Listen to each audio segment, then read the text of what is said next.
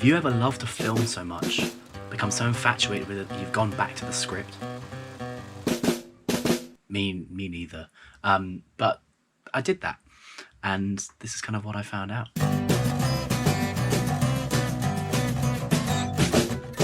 I'm back home from university, and I've injured my ankle. So all I've been doing really is sofa surfing, watching movies, and playing video games. A lot of video games, in fact, mainly Hitman 3, which has been really good fun. Agent 47, albeit grown in a test tube and very dry, he's got some good one-liners. He's written well. It's smooth, it's sarcastic. You know, he takes control. Oh, I don't like that. He lets you know he's clever. What about actual movies, you know? Real lines, real people. Prisoners is a movie by cinema king Denis Villeneuve. Massive, massive, massive spoiler alert. Stop if you actually want to go and watch this film, but it's been out for, I don't know, 12 years, so should have got about to it by now, really. In short, it's about this tortured detective, Jake Gyllenhaal, who's following a string of kidnappings, and I'm not going to spoil the big plot twist. The movie comes to a close in this dark and stormy night scene where they're excavating the scene of the crime. The forensics guys are packing up all these dead snakes, but Jake Gyllenhaal hears something. Now, the script is pretty different from the film. Going back to the script allows you to get these moments where you get a little bit of extra from the writer.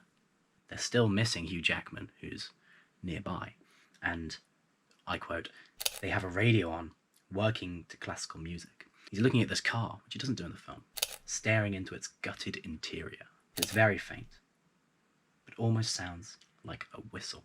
It's coming from the Trans Am. Loki walks through the snow to the Trans Am, dread blossoming in his eyes. He hears the whistle again and picks up the pace, almost there as we fade to black. And I'm reading that in a purposeful way to kind of dramatize it up, because I think that's what it does, is that kind of final uncovering, which leaves you on a cliffhanger, but not really, because he's gonna find him. But there's quite a shift from script to scene, from this cut short climactic moment to something a lot more subtle. And it all starts with one small yet poignant change. The radio that's drowning out Hugh Jackman's whistle isn't playing classical music. It's playing Radiohead. And I'm a big fan of Radiohead. They chose Codex from The King of Limbs, which is an album which I didn't really like on a first listen, but I've listened to it recently again and it's grown on me. But Codex is a very interesting song for its ending. It doesn't matter which one I show you, but here's the basement recording. Let's take a look at its end.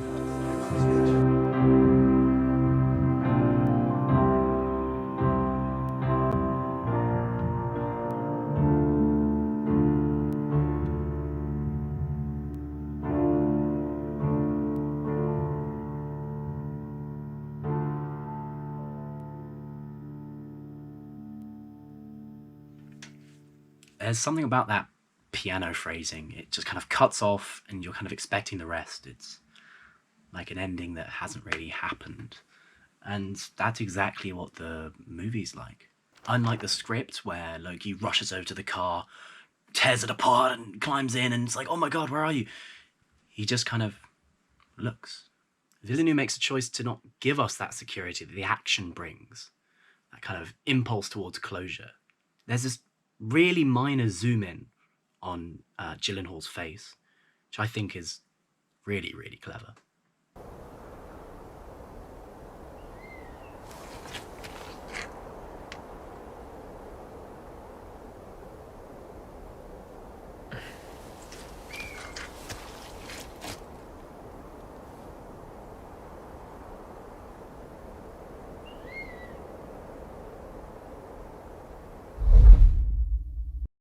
Whilst the ending that the script provides is hardly definite and foreclosed, Villeneuve leaves us hanging on that kind of final codex-like note.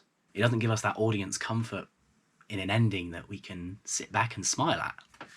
I mean, you can imagine it, but there's something, by making that kind of imaginative jump and forcing your audience to make that jump, it leaves the ending slightly unsatisfying, but I think all the more powerful for it. So I thought, why don't we pay a bit more attention to some scripts and examine two movies which I've watched recently. One which has been a massive part of my childhood, and one which I've watched the first time 2 days ago. Grosse Point Blank, and its earlier predecessor, about 30 years earlier, Point Blank.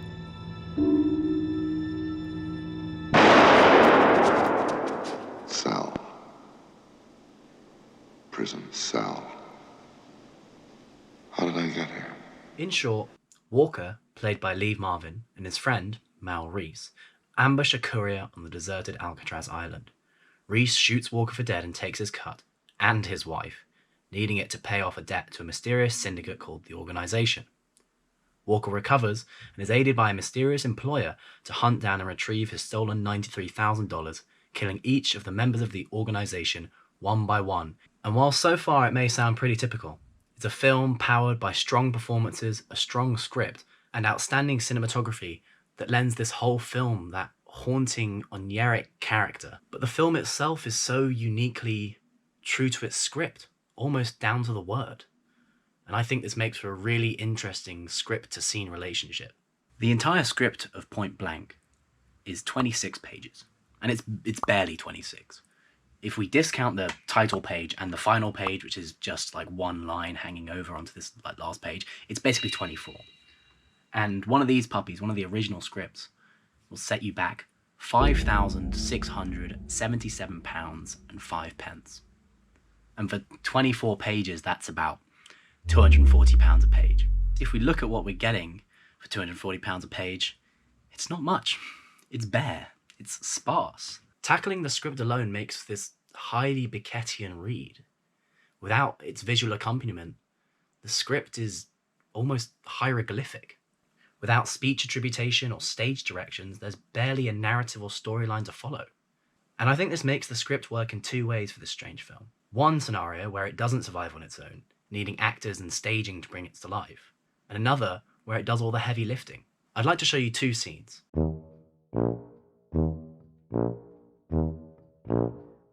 The first is where Walker is set to confront the first member of the organization, Carter.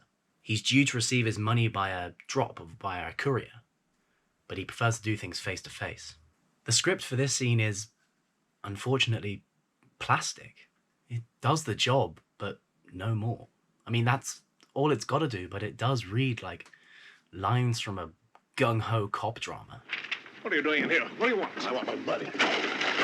I don't understand. It's all arranged as you want it. It's a scene empowered completely by performance and cinematography. By the strange, perverse way Walker seizes and whispers into the secretary's ear as he marches Carter down the slipway. The bizarre beauty of the storm drain. The script here is swallowed up by the film itself. Words are lost. Feeling is sourced from alternative means. But compare this with one of my favourite scenes much earlier on in the film, that's notably nearly wordless. Walker has tracked down his wife's new home, where he expects to find Reese.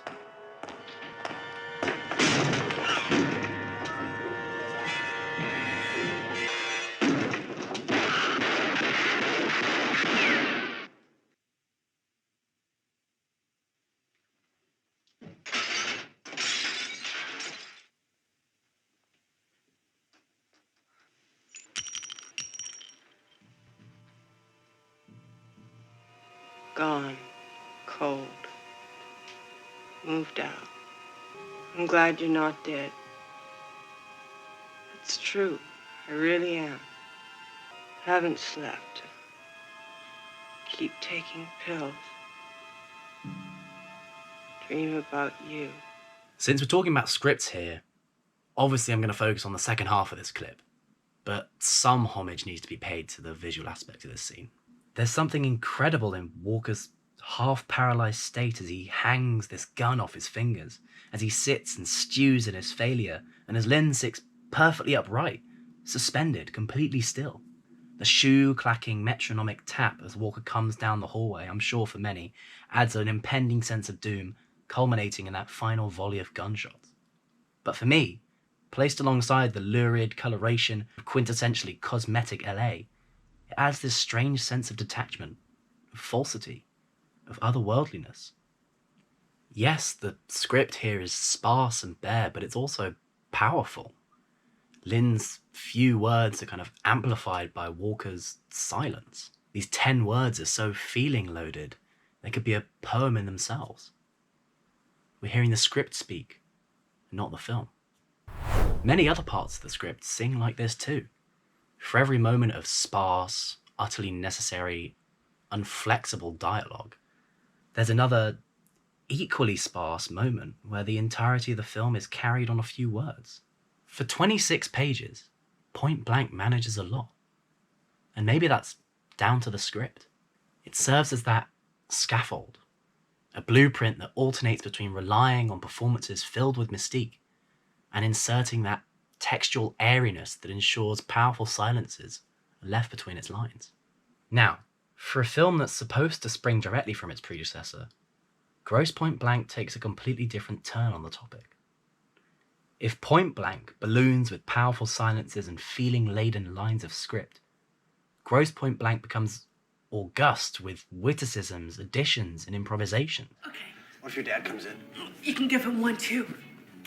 Okay. They're both movies where actor performances are allowed to shine, but in two completely different ways. Where Point Blank approaches the intense, interwoven relationships between its characters with heartfelt intensity, its successor dances around it with hilarity and individuality. And I wonder if this is all to do with the script. Grosse Point Blank is written by John Cusack himself, back when these fun, strange little films could get made. Martin Blank, professional hitman, is played by John Cusack. After a series of botched assassinations and his ethical resilience and philosophical outlook on life beginning to waver, he receives a contract that takes him home to Detroit, just when, coincidentally, his high school reunion is on. He's taking a prescribed break from the killing and attempts to reignite a lost flame. His two worlds, past and present, begin to cross. And surprise, surprise, it all begins to go wrong. Grosse Point Blank is a movie that deviates from the script quite a bit. And regardless of how much I love John Cusack and however much Martin Blank informed the creation of my own childhood personality, I'm glad it deviates. I'm not a fan of the script at all. It's got a lot less heart. It's a lot more stuffy and plasticated. I'm being harsh, but scenes are completely different. Some are excised completely. The killing scenes are altered in details. They have less details of death. They're more cartoonish. I think that serves it well. You smile more. Script alone, it's a lot more like the original Point Blank, but padding out this often highly verbose, highly literary, well-to-do 73-page script compared to Point Blank's 24, even though they've got similar running length as films, are these paroxysms of extemporization, these snap-fast one-liners, these improvisations, these witticisms, these moments where character really blossoms. Take this scene between Martin and his therapist, Dr. Roatman, for example. I'm just thinking it'll be depressing. It'll be depressing. Shouldn't you be taking notes or something? I'm not taking notes, Martin, because I'm not your doctor. Please don't start with that stuff again. Don't you think maybe you're just upset because I told you what I do for a living and you got upset and you're letting it interfere with our dynamic? Whoa. And I know where you live. Oh, now see, that wasn't a nice thing to say. That wasn't designed to make me feel good. And now I'm left with the aftermath of that, thinking I gotta be creative in a really interesting way now, or Martin's gonna blow my brains out. You're holding me hostage here. Don't kill anybody for a few days. See what it feels like. I'll give it a shot. No, don't give it a shot. Don't shoot anything. In the script, it's got character, but it's highly diagnostic. He tells the audience what to think. It even mentions Ulysses, for God's sake. But on the screen, the relationship between patient and practitioner is completely inversed. It's at once hilarious and quick-witted and funny and disturbing. There seems this conscious tactic of reduction and replacement, an excision of the dense, literary primary matter and the space created by it littered with additions and insertions, creating these more nuanced moments of comedy, a more human script. Take this scene, where Martin meets Debbie's father, for instance. The skeleton of the script mostly remains intact. I don't know where you've been since you abandoned my daughter 10 years ago, and I don't care. It's good that you left. I'm glad that you did. In other spots, the grammatical stuffiness is axed, all working towards creating a more naturalized human speech. No, I went the other road. 6 figures, doing business with lead pipe cruelty, mercenary sensibility, sports, sex, no real relationships with anybody. What have you been doing with your life? Martin hazards a moment of frankness. Professional killer. A moment of disturbing honesty that's trumped by Mr. Newberry, who, rather than hiding beneath the script's ambiguous completion, that's good, reacts with an expression of capitalistic apathy that's even more subliminally disturbing. Oh, good for you. It's a growth industry. This, I think, comes down to Cusack's own writing process. Here's what he says about it in an interview. When I started to become a kind of filmmaker, you're going to have all these great actors coming in. They're going to have great ideas. So you want to kind of get the script sort of pregnant, but not fully, not fully done, and then just sort of let the actors finish it. Alan Arkin came in and said, let's rewrite the scene before we shoot. And some of the other producers were like, they were worried. I was like, don't worry. That's Alan Arkin. When I started making films, I didn't have to worry about offending the writer. If I was the writer, things that happen in the moment and surprises and accidents. So it's really just sort of not only being open to those things, but actually cultivating them. He writes to a state of non-completion, factoring in the creative deviance of highly creative minds, knowing that he's going to be pulling big names like Alan Arkin and Dan Aykroyd. He leaves that space for them to grow into, to shape the character themselves, to alter the very substance of the film, where they all choose to pull it overwhelmingly into a more tenderly comic direction. Take this scene between Blank, played by John Cusack, and Grosse, played by Aykroyd. 2 cutthroat rival assassins. From a relatively unremarkable tract of script, mutates a scene that balances a characterful, chaotic humour with unpredictable tension, where each comedic spark could be an explosion into confrontation. Martin, where are you? Budapest. Ah, city of cathedrals. Yeah, I see it right there on the bridge of the Danube, kid. How you doing, kid? How are you? Hey, mental telepathy, astral projection, you know. Here you are. What do you want? Kid, I'm putting together a little concern. What, like a union? Yeah, more like a club. Work less, make more. Remember Burma? Yeah, I do. That nut General Quang?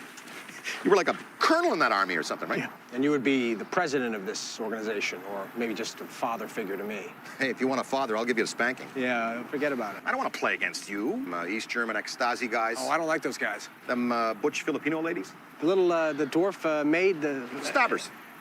Queens at a hotel hit, you know. And here's chance 2 for you. You think about coming in with me. You ponder, okay? I'll think about it. Because either way, I'm gonna get you, kid. Yeah, get what? Get back. I love the way they deliver these lines. The characters feel so unique, embodied, and alive. I could just listen to this entire film. And the film is full of these moments that have grown out of production, out of collaboration, out of real-life conversation. Many of my favourite lines and moments in the film are missing from the script or deprived of their signature character, like the outburst of Martin's childhood friend, Paul. 10 years, man! 10 years! 10 years! 10 years! 10 years! Or Martin's reunion with his high school bully. I'm drawing a complete blank. Who turns out to be an aspiring poet. These are my words. And although it's wordless, Martin's encounter with this ridiculously expressive, ridiculously adorable baby, Robbie, to Queen's Under Pressure, a moment that's forever burned into my brain.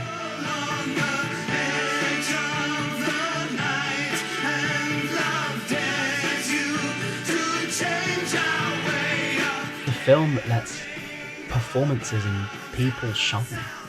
A film that will forever be a comfort watch to me. A film whose script I remember almost cover to cover, and that it's not its real script. If there's anything to be learned from these 3 films and, these 3 movies, maybe it's that less is more. Leave some space for later, just in case.